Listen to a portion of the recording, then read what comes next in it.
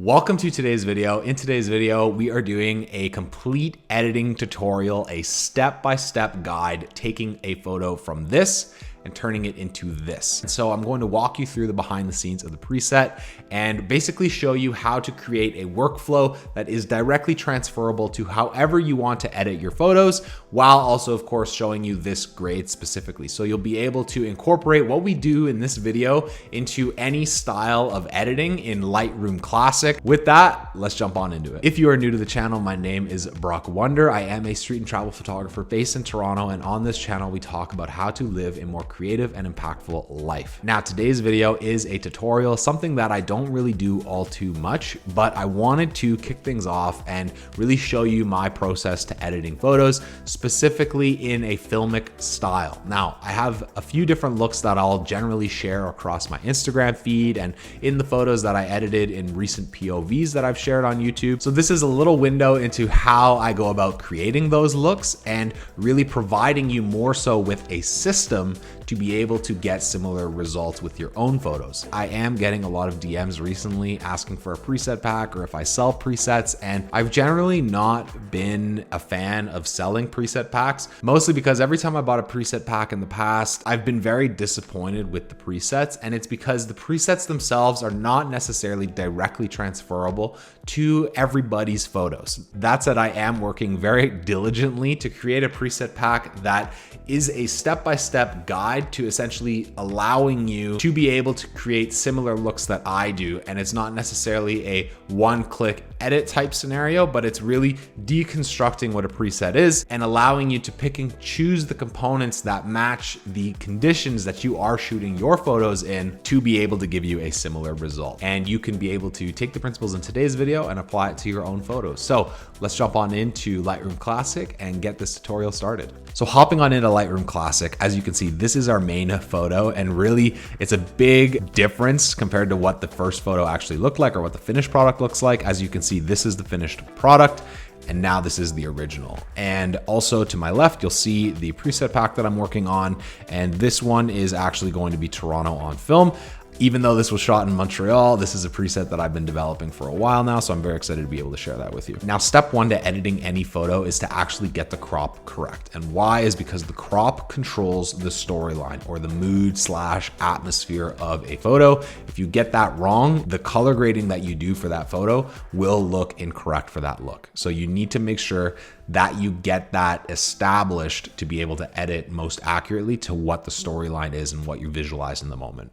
Obviously, we're gonna crop for Instagram, so 4:5. This was shot on the Sony A1, so you can crop very aggressively. Step two then with editing any photo is getting your exposure correct. Now, when I edit my photos, I flatten them and then I add contrast tastefully using the tone curve. Now, to flatten your photo, you bring your highlights down as much as possible, you bring your shadows up, you bring your whites down, and you bring your blacks up. You can see what a ginormous difference this makes already. It's a very flat photo, and we're just gonna bump the exposure up just a bit because I know in the tone curve, we're going to bring that down. And so step three, come down to the tone curve. Now, some people will tell you to go to the HSL panel first, make sure your colors are consistent, but I generally go to the tone curve first because I feel like contrast is a bigger predictor of how a photo is gonna look, and that's what we're gonna do right now. And first thing we're going to do is put down 3 control points and then a 4th on the bottom. And what a filmic look requires is a fade in the shadows and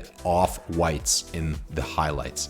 So main one is we're gonna bring our whites down just a bit, and you can see the effect that that has on her face. And then we're gonna add some selective contrast here. So let's bring that down, bring this down here, and then let's add some film. Good, and already you can see it's crunching a lot of things. So now is when I come back and I mess around with the contrast curve a little bit. So let's just bring this down. Maybe I meant to say -10. It really depends what works for you. Let's try -20. And now this is our flattened look. So as you can see, there's fade in the blacks. And so now we can start adding selective color in our color tone curve. So when we come to our reds, a filmic look generally has warmer tones in the highlights. So we're going to add some red here, bring in some teals in the midtones, and then add some teal in the shadows, just like that. And now what I like to do is copy this onto the other tone curves so that you're not adding color inadvertently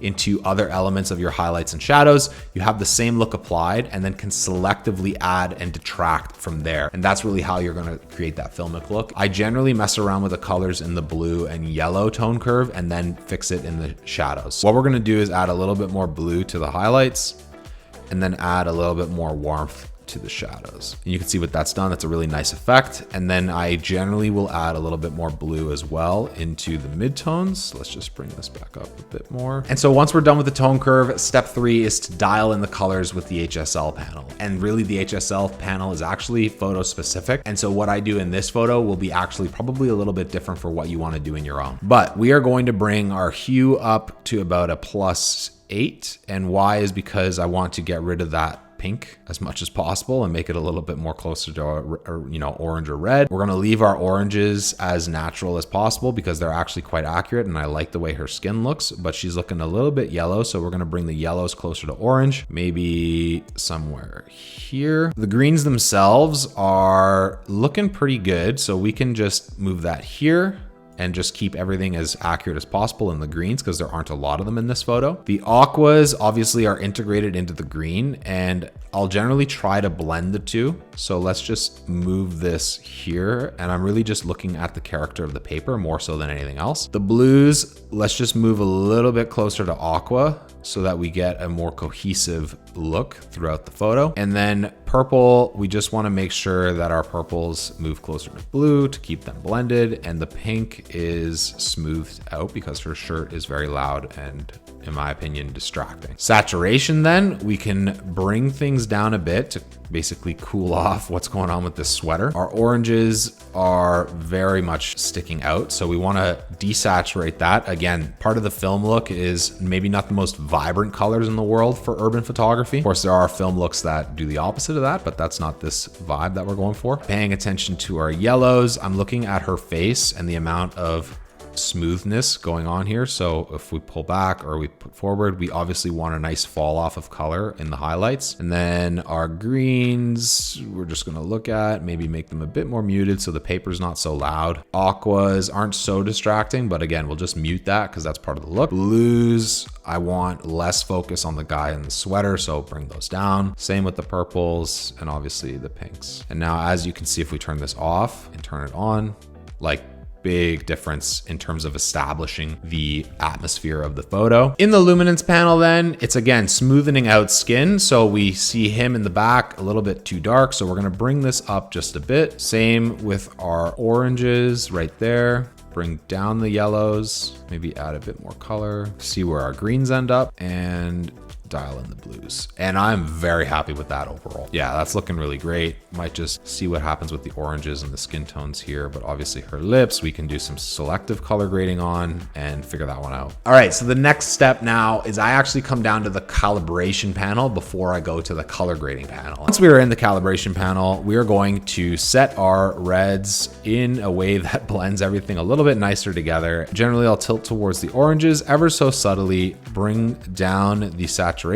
Again, we know why we're doing that. Bring up the greens to an area I like, add a bit more color, and then obviously dump the blues somewhere here and desaturate. And you can see it's a subtle effect, but it's just blended things a little bit nicer. And then we can come back to our HSL panel now and add some color back in, depending on how we want, but let's just bring this down. And as you can see, the photo itself is looking very flat at this point, but we are going to fix that once more because now it is time to color grade. And this is really where a lot of the color comes into the photo and establishing that overall look. And in a lot of film settings, you're gonna add some warmth into the highlights. You can do cool tones as well, but I like adding warmth most of the time. And we're gonna add our teals. We're gonna bump this up just to smooth out the skin and really bring down our shadows. And now we're gonna blend and balance and bring this down a little bit more. And overall, I'm a big fan of that because we have our gold in our highlights and we now have a lot of character to the photo itself, but we're gonna add some warmth. So let's try 7150. I generally type these in and kind of see how it goes and then maybe detract a little bit on the vibrance and add a little bit on the saturation. Actually,